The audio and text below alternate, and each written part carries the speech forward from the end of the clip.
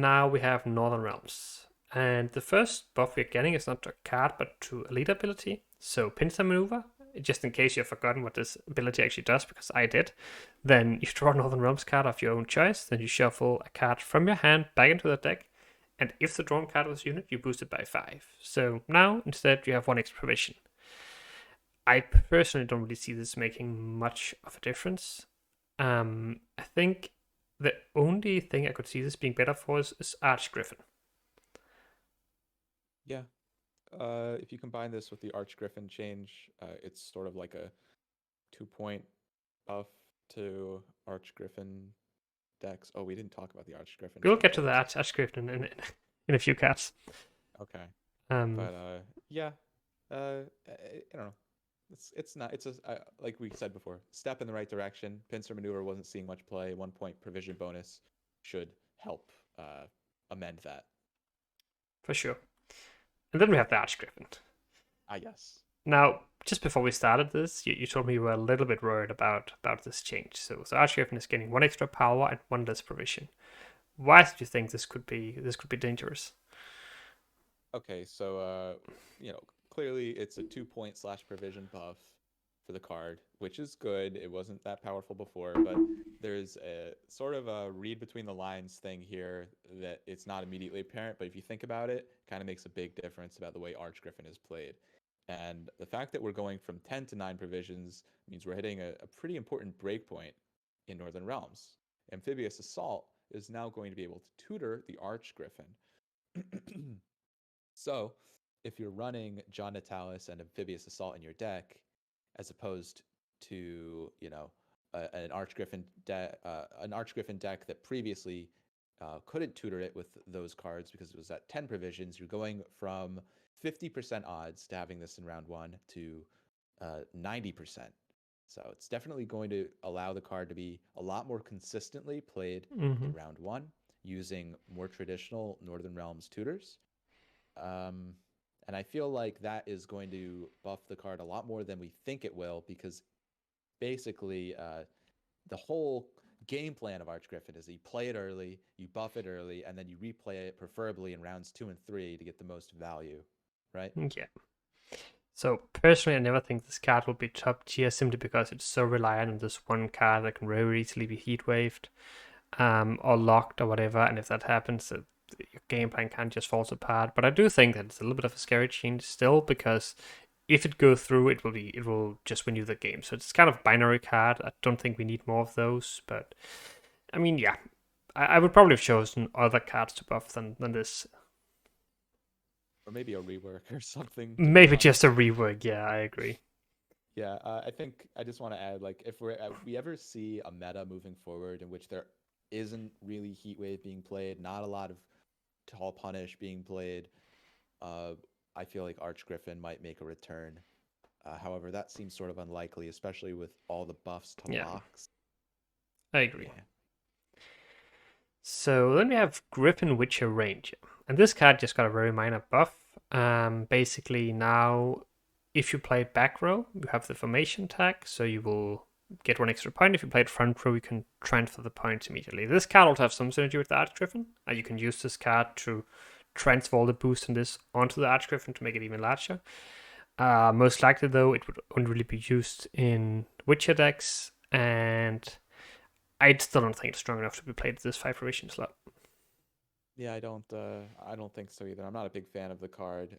So formation basically gives it it's sort of like a 1-point buff if the cards that are all on the same row are on the ranged row, right? I'm reading that correctly. So yeah, it's sort of like a half a point buff, because half the time all the cards that you that are on the same row are going to be on the melee, and that's not going to help you. So yeah, I think this should just be a 4 provision card. Otherwise, it's just too bad for what it does. I guess maybe we need to think about this a little differently, though, because think about it, because it has formation, that means that it gets zeal when it's played on melee. So if they have a couple of cards on the melee row, and maybe they're like trying to damage your Griffin Witcher with Veil, you could use this to buff it back up immediately. That could maybe be a thing. Yeah, so it can boost immediately, right? So you have some important engines, you can use it for that. But overall, I doubt it will see much play still. Then another one of these buffs to golden lock cards. Margarita goes from 5 to 6 and provision from 7 to 6. So I guess it's kind of like Dorgeray, 6 for 6, except you now have seal. Like you have the option to float the lock. You don't have to lock immediately when you play the card. You can wait and you can play it later. And I guess there might also be a few order synergies. So just a little bit better Dorgeray that doesn't break devotion. Yeah. I think this is great. Northern Realms, this is like their only lock Mm-hmm. option in Yeah. the faction. So I think it's great that they now have one that plays for better value for provisions. It's going to give Northern Realms an edge against decks which provide threats that can't be removed via the more typical Mm-hmm. duels. Yeah, for sure. I agree. Then we have the Reinforced Trebuchet. Got a very minor buff. Basically, if you have the crew ability, which is when you have two soldiers adjacent to it, then you will damage a random enemy unit instead of a random enemy unit on the opposite row. So it means that if the opponent's row is like in front row to play around it, and you manage to have crew, then it will just be a 1 pointer to an engine. It used to have the Inspired ability a while ago, and then they removed it completely. I think the crew ability will be a little bit slow to set up. I don't think the card is going to be played too much either, but it's still fine to give it a small improvement. What do you think? I agree. And you know what? The card probably won't be played as much. It is a buff to the card, but it is also a buff to Siege, the Yeah. scenario. And Al- that's nice. Although with scenario, you play this and you play a trip next to it, so you cannot set up crew right away.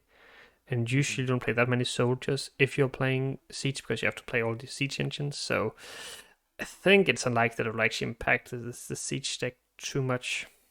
Hmm. Yeah, that's a good point. Yeah. That's true. Yeah, it's a little anti-synergistic there, isn't it? Yeah, I think so. Hmm. Then we got Skyatel.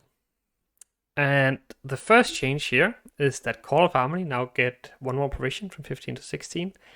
And the card that Call of Harmony spawns, Dana, gets a power change from 6 to 7. So this is another one of these double buffs.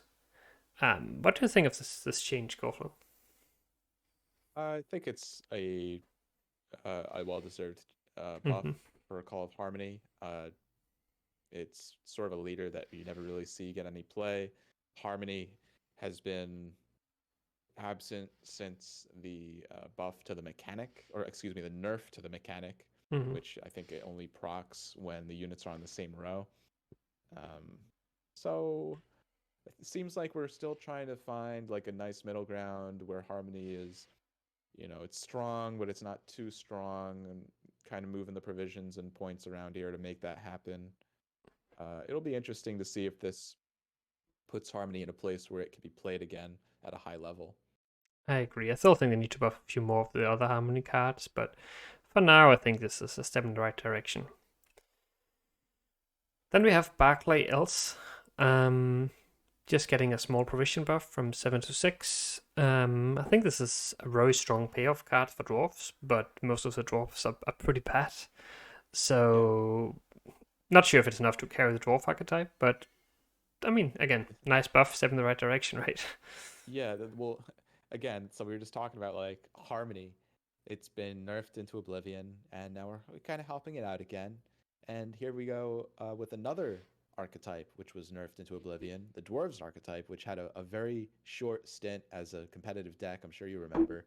Um, and now we're kind of giving the Dwarf archetype some love, which is great. That'd be nice to have playable dwarves again, and this will help For a sure. little bit, but it'll help. Yeah. Then we got changes to two different cat witches. The first cat witcher is getting a little bit of a nerf. I think this is a very elegant way to nerf the cat. They are reducing the adrenaline from 4 to 3, which is just, like maybe 1 point it's losing. Yeah, And the cat was a little bit overtuned, but this is also not killing the cat. Like if you increase the provision to 6 or drop the power to 3, I think this cat is very bad. So this is just a nice way of doing it. yeah. It's definitely like you said, an elegant way to almost nerf. It's a nerf to the card, but it's by I think it's less than a point maybe. Yeah. So because for instance the first proc of the Cat Witcher might hit a shield or some armor or something Hmm. anyway, so you might not get it anyway. It's not always you're missing a point. Yeah. So this is kind of honestly is probably shaving off some amount of value from the card between 0 and 1, which is really hard to do, I think, in Hmm. games where your points are divided by ones and your provisions are divided by ones. It's not always easy to do that. So I think it's good. Yeah. I agree. Then we have the Cat Witcher Saboteur, which is getting a small power increase from 3 to 4. Um, and just in case you've forgotten what this card does, like myself, then it moves an enemy unit to the leftmost position on its row and damages by 1 for every card it passed. Like usually changing power can be a little bit more impactful than changing the provision on these low P cards. Do you think this is enough to make this card good or playable? You know, I'm trying to think about it. It's so conditional for a card with basically it has removal value, right? It damages the unit which that it targets, which is what you basically want to do when you're trying to remove a threat. But the Yeah. problem is you can't really control where the opponent is placing the threat, like on the right or the left or whatever. And if this card ever starts to become popular, people are just going to play their threats on the Mm-hmm. leftmost position, and it's still not going to do anything. Yeah. Uh, so I hesitate to say that this card is going to be playable moving forward. Yeah. I think it's a fine change. Will make the card a little bit more of a consideration. I think it will never really be a removal card, but more a value play that you can play like a sort of a row punish late in the round. But the payoff just isn't there right now, and the floor is still too low. So I also don't think it's quite good enough just yet. The next up we got Sierra. Like all the other locks we have seen so far, it's getting a small buff. This one is still going to stay at 5 strength though, but the duration is going to be 6. I think the Yeah. reason for that is that it also moves a unit. Now, I'm not sure if that's enough to compensate for the fact that it's like 1 point weaker than all the other locks. What's your opinion Mm, on that?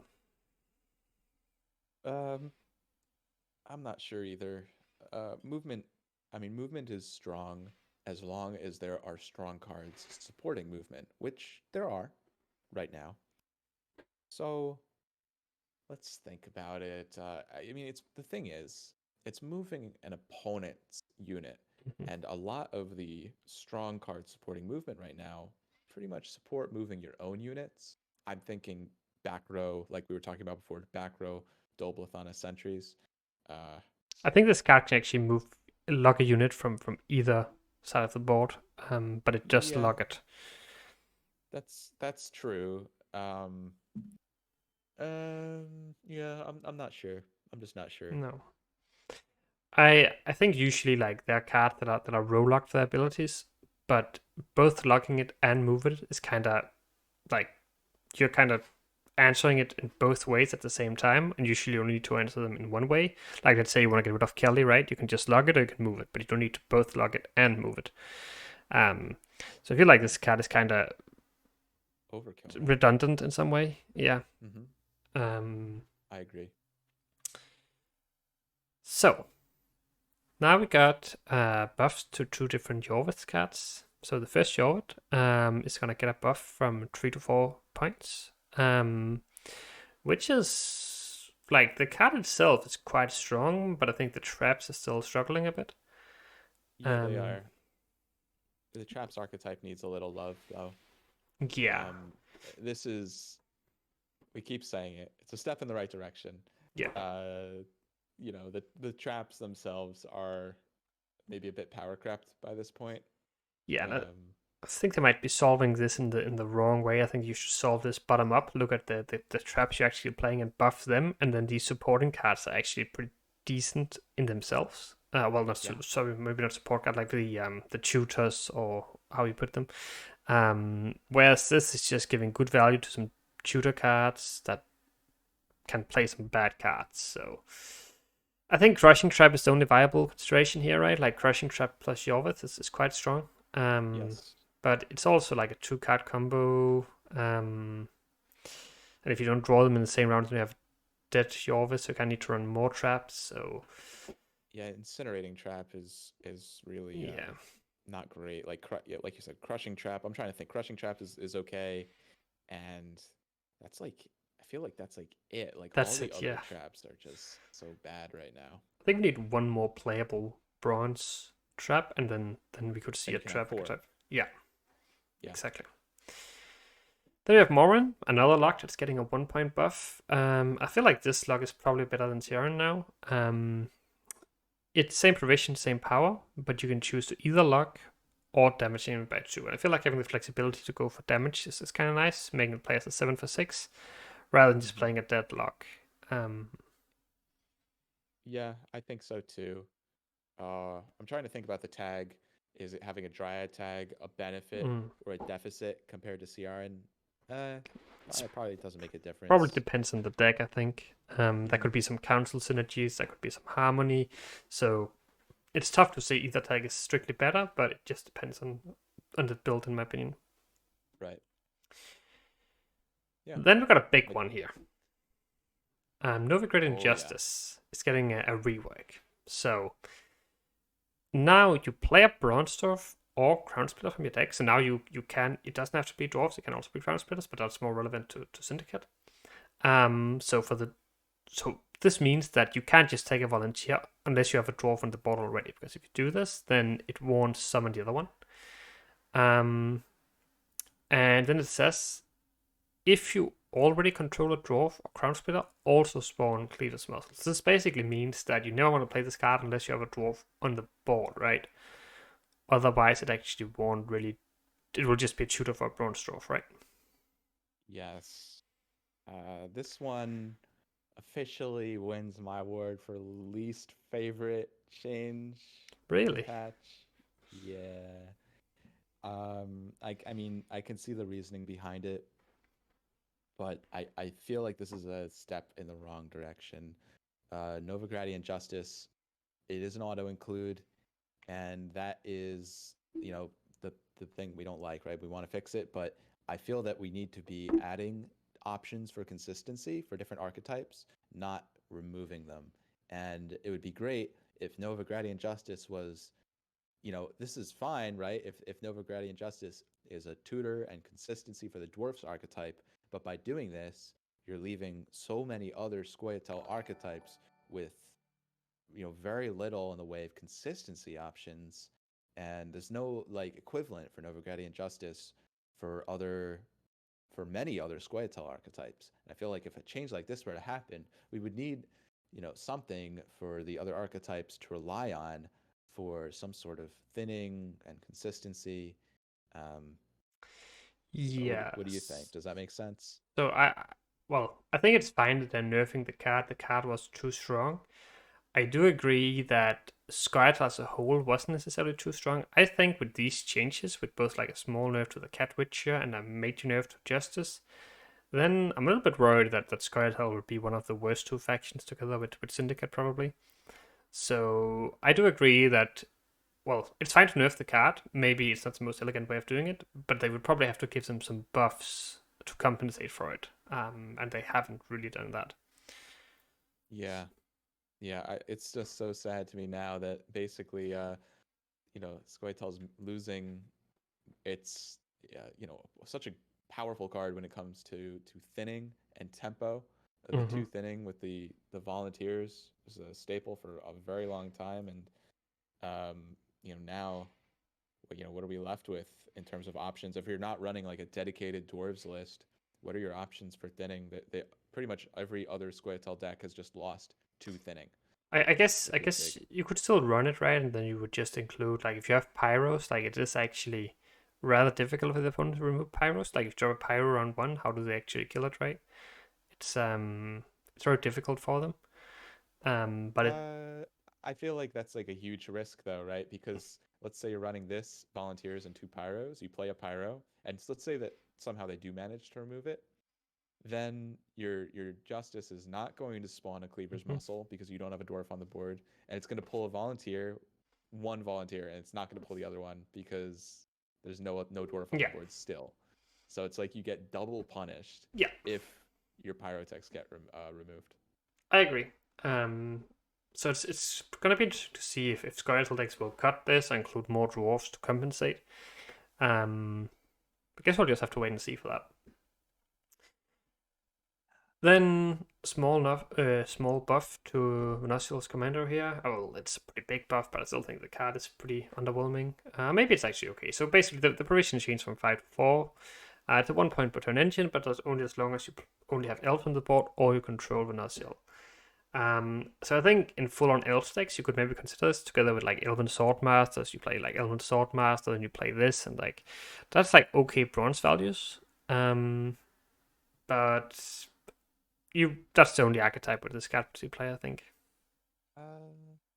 I slightly disagree, only in that I feel this is a bigger buff because by taking this card and putting it into 4P, no, never mind. Never mind. I forgot it was 3 power. Okay. No, you're right.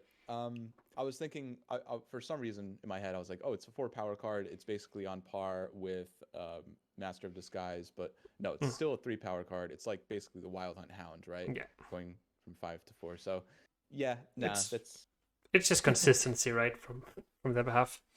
Yeah, it's not as good as I thought it was. Never mind. Okay. I agree with you.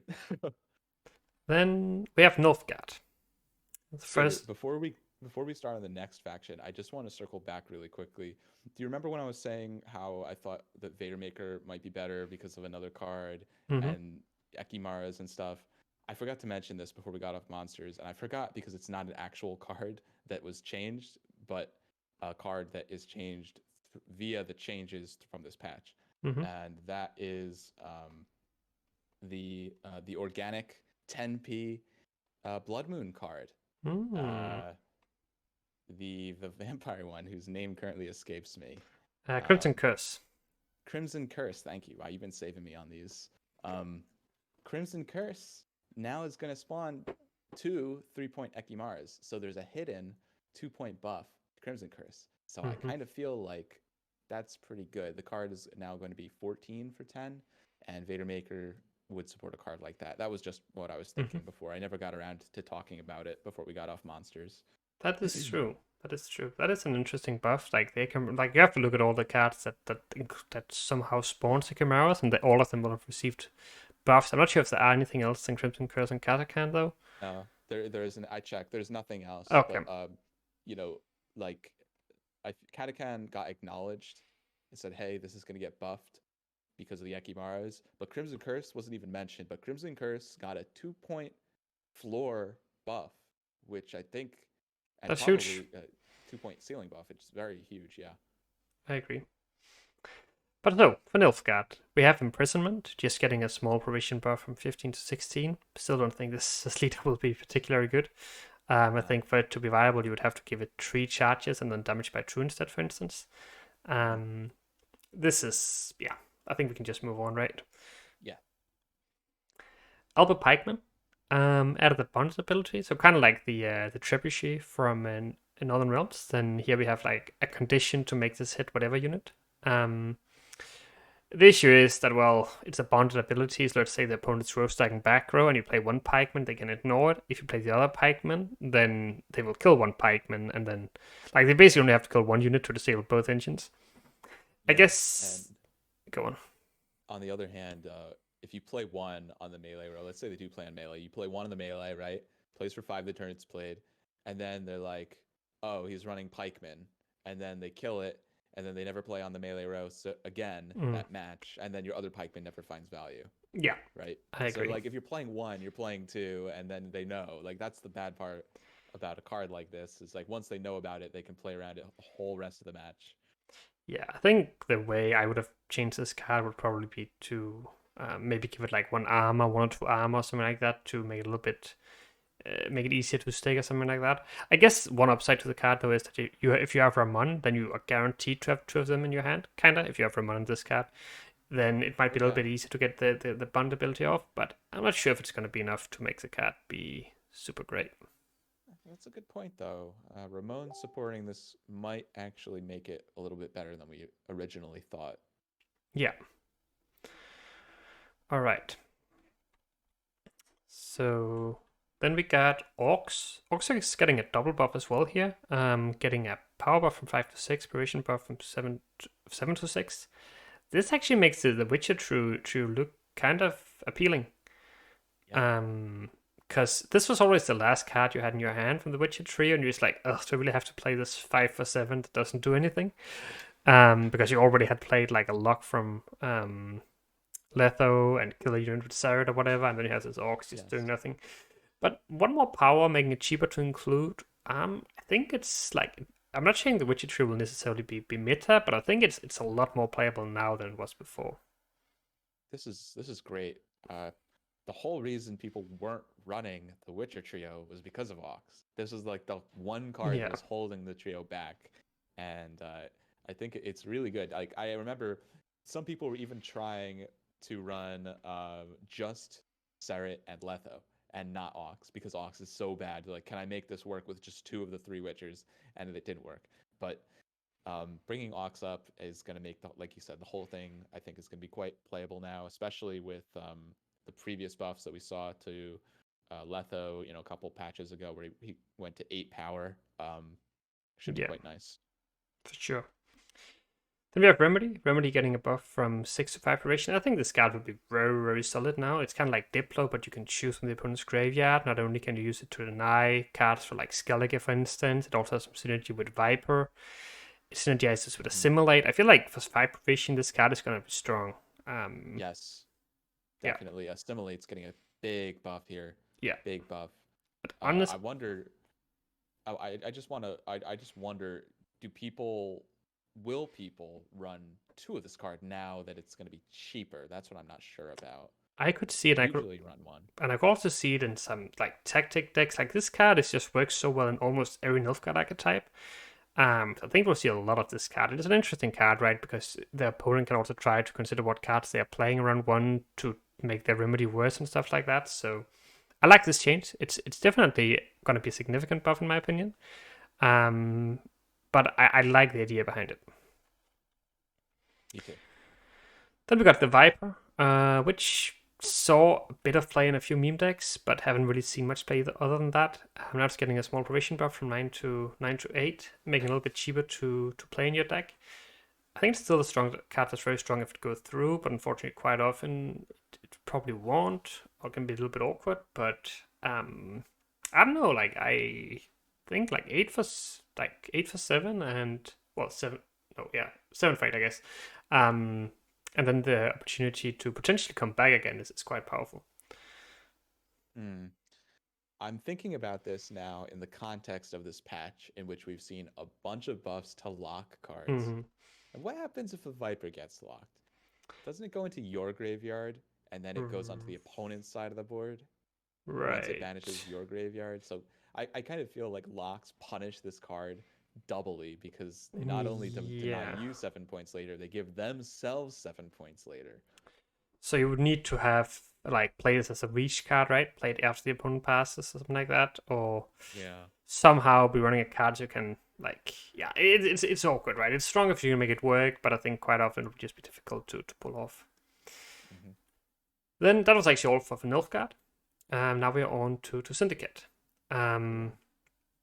So for Syndicate, then first we have Collusion. And Collusion is getting a provision buff from 11 to 10. What do you think of that? It's a card that practically never sees play. Mm-hmm. Very difficult to set up and was overcosted. Whether it's still overcosted after this remains to Mm-hmm. be seen. I think it's a good change. The card wasn't overbearing by any means. Mm-hmm. Does that make sense? Yeah, I agree. Like, I think this might, like, again, I think they've buffed this card like 3 times now, and maybe this will be enough to actually make it see play.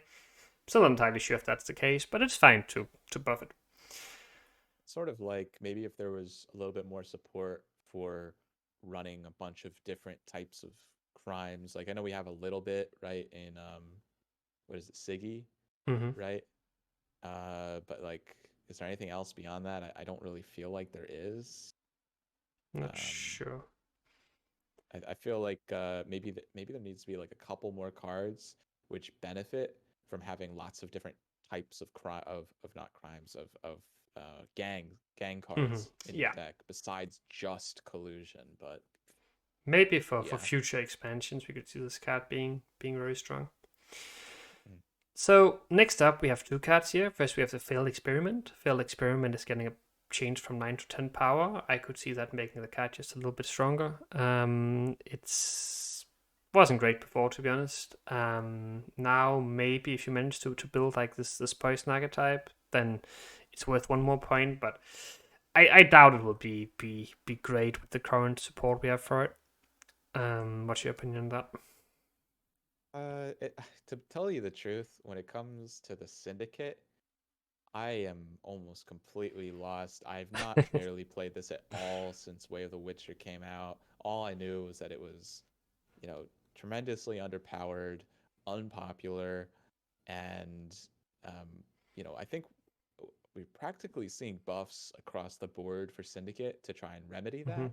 that. But it's like I don't really have the experience playing it because it's been so underpowered that Yeah, I'm not sure how these improvements are going to translate.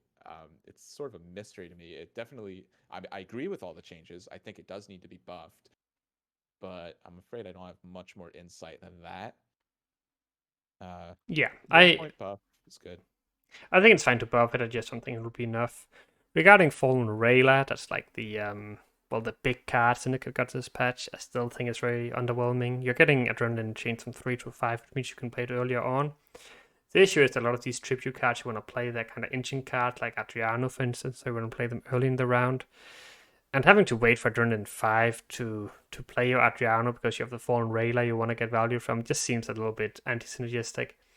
I feel like you could remove Adrenaline from that card completely and it still wouldn't be great. Um, in my opinion, this card should get a rework. It's just not very, and it's not even that interesting. Even if it works, right, it'll just boost itself, go super tall. Um, I don't like the card. I think they should rework it. That's my opinion. I tend to agree. Yeah.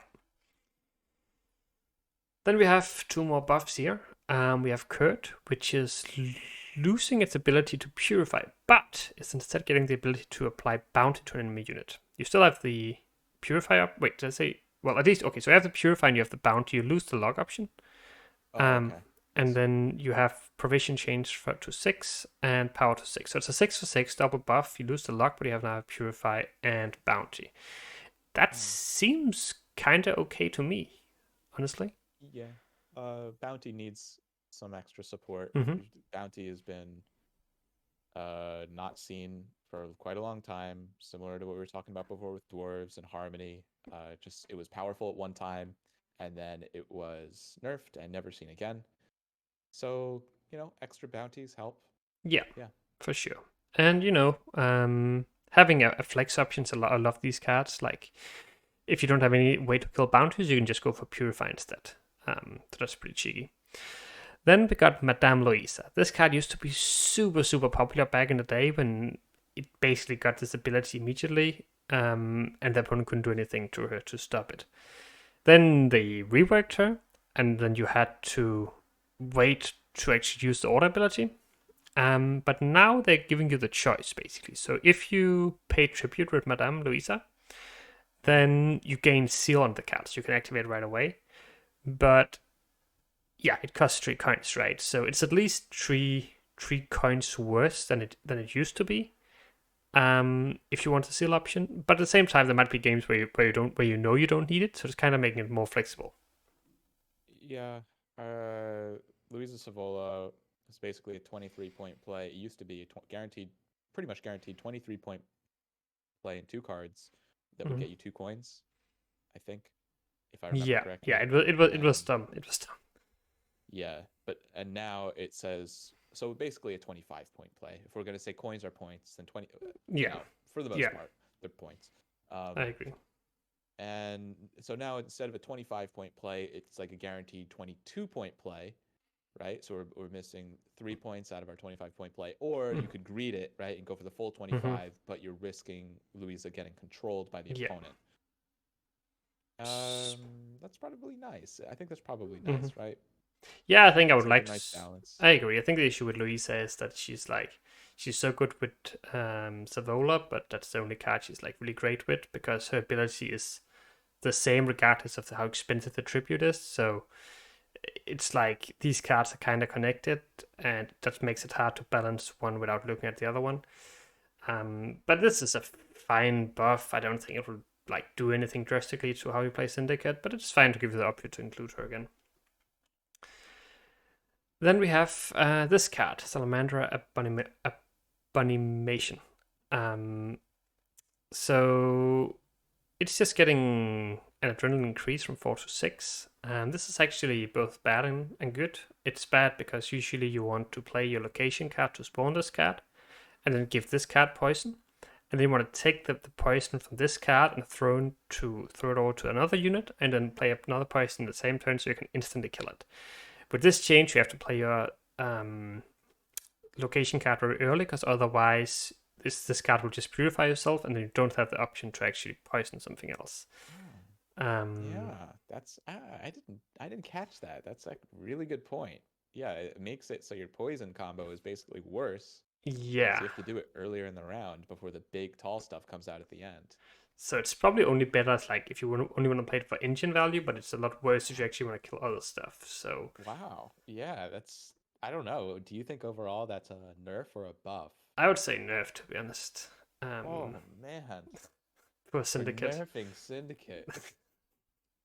Yeah, and not even on purpose. So yeah, I think that's kind of just a bad way to change, like try to improve the faction, in my opinion. Yeah. Um, then we got this card, and I don't think we should spend too much time on this one because it's basically only like a wording thing. I think, well, I think they're saying a small adjustment that will make liking work with cards generate coins at the end of the turn. So, I guess if you have Imki on the board, this will always also get a buff. Although I thought it got that already. So, Yeah, I if you basically you play it to the right of Imki or on the row behind Imki and Imki would go first and then this would work. I assume. I actually didn't understand this one. I don't understand the difference no, terminology. I think maybe it didn't work like that before. Maybe before if you had like even if you played to the right of Imki because it says if you gained at least one coin this turn, then Imki would give you the coin after the turn, so it wouldn't actually boost itself.